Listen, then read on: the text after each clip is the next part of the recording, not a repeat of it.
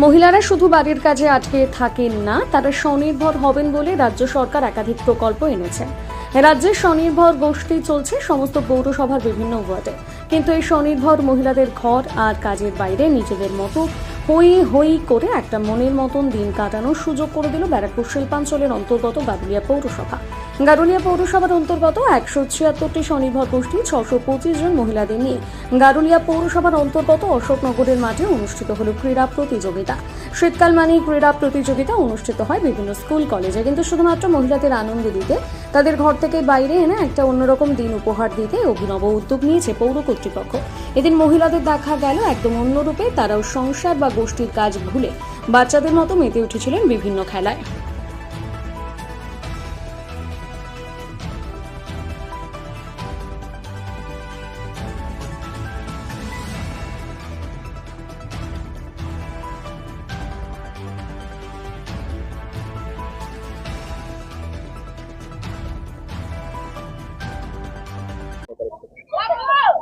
গারুলিয়া পৌরসভায় বার্ষিক ক্রীড়া প্রতিযোগিতা স্বনির্ভর গোষ্ঠী গারুলিয়া পরিচালনায় গত বছর আমরা লেইনগর ময়দানে করেছিলাম স্পোর্টিং ক্লাবের মাঠে। আজকে এবার আমরা 12 নম্বর ওয়ার্ডে অশোকনগরের মাঠে করলাম। আমরা এটা প্রত্যেক বছরে আমরা করে থাকি, এই বছর তার জন্য করলাম।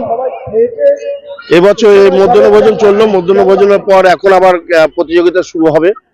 তার মধ্যে আমাদের 7টা ইভেন্ট ছিল, 7টা ইভেন্টের মধ্যে অনেকে পার্টিসিপেট করেছে, কিছু খেলা বাকি আছে, মধ্যাহ্ন ভোজনের পরে হবে। কতজন পার্টিসিপেট রয়েছে? 625 জন। কদিন চলবে?